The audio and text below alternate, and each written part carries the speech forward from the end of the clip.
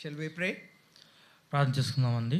Loving Heavenly Father, ప్రేమ కలిగిన నా ప్రియ పరలోకపు తండ్రి, I am coming in the name of Jesus. యేసుక్రీస్తు నామమును బట్టి మీ పాదములకు వస్తా ఉన్నాం. Lord, we have a word of God with us. దేవా, మీ వాక్ మా వద్ద ఉన్నది. This word belongs to you దేవా, ఈ వాక్యం మీది. and it came to us, దేవా, మా వద్దకు ఈ వాక్యం వచ్చి ఉన్నది. and fill us with your word. దేవా, మీ వాక్యంతో మమ్మల్ని నింపుతారు. మనం చేస్తాం. Fill us with your spirit. దేవా, నీ ఆత్మతో మమ్మల్ని నింపుతారండి. You speak, దేవా, మీరు మాట్లాడండి. because word and me belongs to you. దేవా, వాక్యము నేనును సర్వమును మీకే చెంది ఉన్నాం ప్రభువా. Lead us, guide us. దేవా, మీరే నడిపించండి, మీరే మాకు త్రోవ చూపించండి. Thank you for this evening time. దేవా, ఈ సాయంకాల సమయాన్ని బట్టి వందనాలు చెల్లిస్తున్నాం. I ask all these things in Jesus' precious name. యేసుక్రీస్తు నామములో ప్రార్థించి అడిగి వేడుకుంటున్నాం తండ్రి. Amen. Amen. So this evening I would like to tell a few things. ఈ సాయంకాల సమయంలో కొన్ని సంగతులను మీతో పంచుకోవాలని నేను కోరుతా ఉన్నాను. I went all over the India. నేను భారతదేశంలో అన్ని ప్రాంతాలకు కూడా వెళ్ళి ఉన్నాను. I can say 29 states I visited. 29 రాష్ట్రాలు నేను సందర్శిస్తూ వచ్చాను. I preached in the big churches, small churches, even sometimes huts also. చాలా పెద్ద సంఘాల్లో, చిన్న సంఘాల్లో, చిన్న గుడిసెల్లో కూడా అక్కడ వెళ్ళి నేను దేవుని వాక్యాన్ని వారితో పంచుకోవడం జరిగింది. And I went to Nepal and Bhutan also. Nepal మరియు భూటాన్ దేశాలకు కూడా వెళ్ళడం జరిగింది. Main thing is, whenever I visit a church, I used to ask a question. ముఖ్యమైన సంగతి ఏంటంటే, ఏ సంఘాన్ని నేను సందర్శించినా కానీ వారిని ఒక ప్రశ్న అడిగేవాడిని. Did you save? Are you saved? మీరు రక్షించబడారా, మీరు రక్షణ పొందారా అని అడుగుతాను. They used to give answer. వాళ్ళు ఆన్సర్ ఇచ్చేవాళ్ళు. Then I used to ask an answer. What is your answer? Tell me, what is salvation?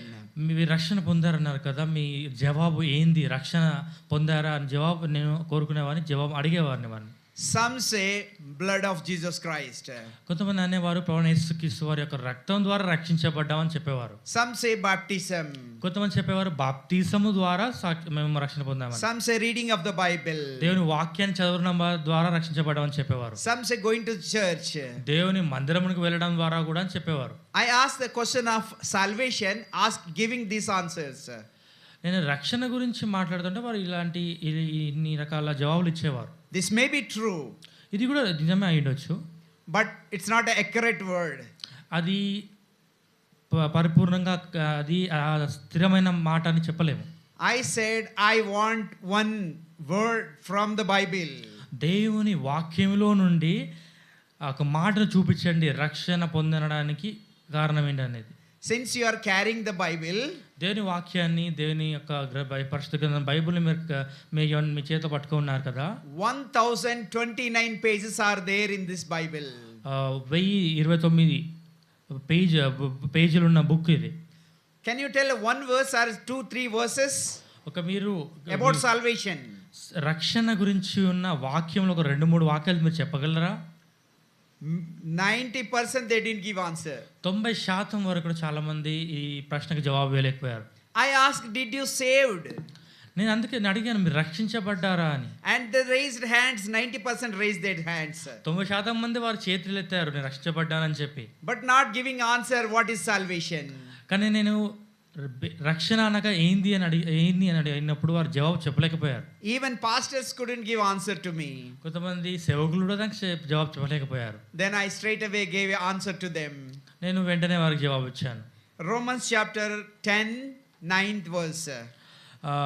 రోమీయులకు రాసిన పత్రిక 10వ అధ్యాయము 9వ వచనంలో ఒక మాట రాయబడతా వచ్చింది. దాన్ని నేను ఆధారం చేసుకొని జవాబు ఇస్తా వచ్చినాను. In that verse you can find 3 things. ఆ వచనంలో, ఆ వాక్యంలో 3 మాటలు మనం చూడవచ్చు. You can memorize this word.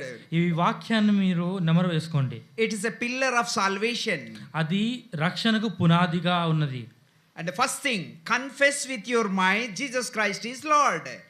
వాక్యం రాయబడతా ఉంది. అదేమనగా యేసు ప్రభువుని నీ నోటితో ఒప్పుకొని.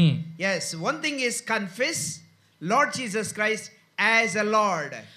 మొట్టమొదటి ఏంటంటే దేవుడు యేసుక్రీస్తుని నీ నోటితో ఒప్పుకోవాలి.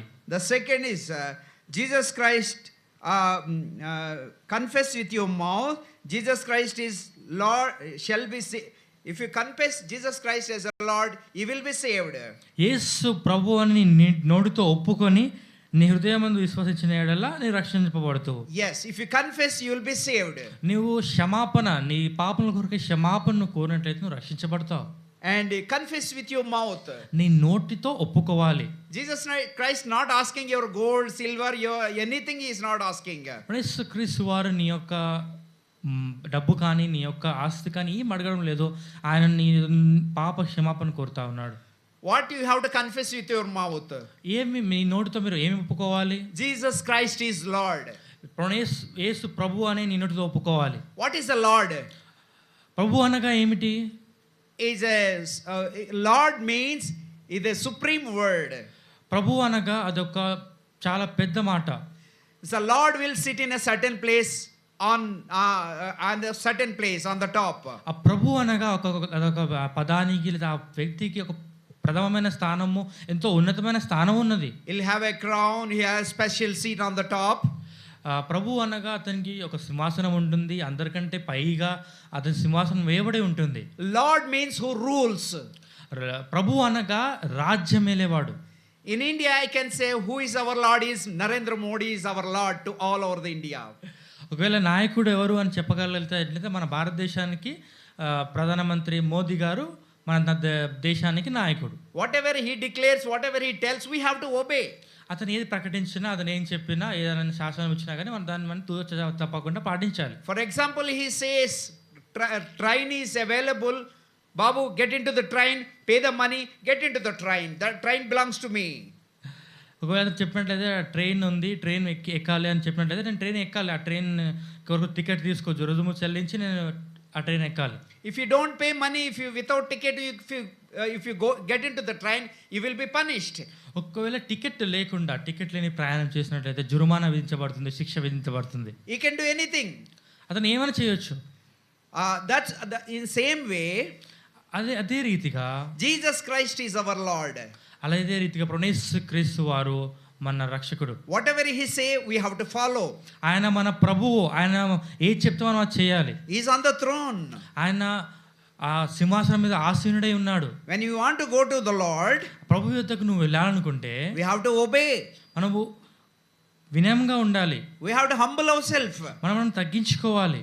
If you go to the court, ఒకవేళ మీరు కోర్టుని సందర్శించినట్లయితే జడ్జి ఉంటారు అక్కడ, and lawyer will speak. ఒక లాయర్స్ మాట్లాడతారు. On behalf of us, a lawyer will speak to him. మన తరపున న్యాయవాది లేదా అడ్వకేట్ వారు మాట్లాడతారు. Whatever judge says, we have to obey. Judge ఏ చెప్పినా కానీ మనం దానికి విధేయత చూపించాలి. For example, judge said you did a mistake, 6 months or 6 years you have to be in jail. ఒకవేళ మీరు ఏదైతే తప్పు చేశారు, ఇది నిరూపించబడింది కాబట్టి మీకు 6 నెలలు లేదా 6 సంవత్సరాల జైలు శిక్ష విధిస్తున్నాం అన్నప్పుడు ఆ శిక్షను మనము విధేయత చూపించి శిక్షను అనుభవించాలి. You have to pay particular amount, we have to pay. ఒకవేళ వాళ్ళు ఏదైనా జుర్మానా విధిస్తే ఆ జుర్మానాను కూడా మనం చెల్లించాలి. The answer you have to give, yes my lord. దానికి ఆన్సర్ ఏం చెప్పాలంటే yes my lord అని చెప్పాలి. You are not supposed to say why should I pay money? I don't think I need all this, I need to obey you. అక్కడ మనం చెప్పడానికి లేదు, నేను ఈ మాట చెప్పను లేదా ఈ జుర్మానా విధించను, ఈ శిక్షను నేను పొందనని చెప్పి మనం అక్కడ ఒప్పుకోవడానికి లేదా వారిని ఎదిరించడానికి వీలు లేదు. If you talk like that, punishment will be double, triple. ఒకవేళ అలాగా ఎదిరించి మాట్లాడినట్లయితే మీ యొక్క విధించిన శిక్ష లేదా జుర్మానా 2 ఇంతలుగా 3 ఇంతలుగా 4 ఇంతలుగా పెరుగుతూ ఉంటుంది. You have to obey Christ. మీరు ప్రభువుకు విధేయత చూపించాలి. Confess your mouth as a Lord. యేసు ప్రభువుని నీ నోటితో ఒప్పుకొని, if you believe, నువ్వు విశ్వసించినట్లయితే God raised from death. దేవుడు మృతుల నుండి ఆయనను లేపెనని If you confess with your heart, నీ హృదయమందు విశ్వసించిన యెడల, if you believe in your heart, నీ హృదయమందు నువ్వు విశ్వసించిన యెడల, you shall be saved, you will be saved. నీవు రక్షించబడదువు. The simple answer, చాలా సులభమైన జవాబు. for salvation, రక్షణ కొరకేనైనా confess with your mouth. నీ నోటితో ఒప్పుకొని, he died and rose again. ఆయన మరణించి తిరిగి లేచినాడని you get a salvation. రక్షింపబడుతూ. What a wonderful joy. ఎంత మంచి గొప్ప సంతోషము. And another word I want to tell. ఇంకో మాట నేను చెప్పగోరుతా ఉన్నాను. Same 10:13, Romans 10:13. అదే రోమా పత్రిక 10వ అధ్యాయం 13వ వచనంలో ఉంది. For whosoever shall called upon the name of the Lord shall be saved. ఎందుకనగా ప్రభువు నామమును బట్టి ప్రార్థన చేయవాడెవడో వాడు రక్షింపబడును. Here how to get a salvation? ఇప్పుడు రక్షణ ఎలా పొందాలి? Whosoever call in the name of the Lord shall be saved. ప్రభువు నామమును బట్టి ప్రార్థన చేయవాడెవడో వాడు రక్షింపబడును. Say what we should pray, what we should call. మనం ఏమని ప్రార్థన చేయాలి, ఏమని పిలవాలి? In Hindi it's a pukar. హిందీలో దాన్ని పుకార్ అంటారు. And what we should call, what we should pray. ఏమని ప్రార్థించాలి, ఏమని పిలవాలి? Did you say we are good? మనం చెప్పగలమా నేను మంచివాడినని? No, not at all. లేదు, మనం మంచివారం కాము. From top to down we are mingled with sin, we are in sin. అది కాలం మొదలుకొని నన్నెత్తి వరకు మనం పాపంతో నిండి ఉన్నాము, పాపంలోనే మనం జీవిస్తూ ఉన్నాము. We may have maybe 5-10% good thing. Okay. లేదా కొలిస్తే ఒక 5-10% మనలో మంచితనం ఉండవచ్చు. That's why God said you're a sinner. అందుకే దేవుడు చెప్తా వచ్చాడు నువ్వు పాపి అని. The Bible says all have sinned and come short of the glory of the Lord. అందుకే పరిశుద్ధ గ్రంథం బైబిల్ సెలవిస్తా ఉన్నది అందరూ పాపం చేసి దేవుడు అనుగ్రహించే మహిమను పొందలేకపోతున్నారు అని. According to this verse what we should pray is, ఈ వాక్యం చెప్తున్న ప్రకారం మనం ఎలా ప్రార్థన చేయాలి అంటే, Lord I am a sinner. ప్రభువా నేను పాపిని, I did mistakes. నేను తప్పు చేశాను, I deserve to die. దేవా నేను మరణానికి పాత్రుడను, Forgive me. నన్ను క్షమించండి. Forgive me Lord. ప్రభువా నన్ను క్షమించండి. I am deserved to die. I deserve to go to hell. ప్రభువా నేను మరణమునకు పాత్రుడను, నిత్య నరకానికి నేను పాత్రుడను. I am sorry for my sins. దేవా నా పాపల కొరకు నేను క్షమాపణ కోరుతున్నాను. Lord I did mistakes. ప్రభువా నేను ఎన్నో తప్పులు చేసి ఉన్నాను. You have to call like this. ఇలా నువ్వు ఈ విధంగా నువ్వు ప్రార్థన చేయాలి. Call upon the name of the Lord shall be saved. ప్రభువు నామమును ప్రణేసి క్రీస్తు నామమును బట్టి ప్రార్థన చేయవాడు రక్షించబడతాడు. If you pray like that you will get a salvation. అలా ప్రార్థన చేయడం బట్టి ప్రభు నామమును బట్టి ప్రార్థన చేయడు రక్షించబడును. And another word I want to tell, Acts 4:12. అలాగే ఇంకో మాట చెప్తా, మనం ఇంకో వాక్యాన్ని చూస్తాము. అపోస్తుల కార్యములు 4వ అధ్యాయం 12వ వచనం. And there is no salvation in any name except Jesus Christ. మరి ఎవరి వలనైనా రక్షణ కలగదు, ఈ నామమునే మనము రక్షణ పొందవలెను గాని. It's very important verse. ఇది చాలా ముఖ్యమైన మాట. There is no salvation in any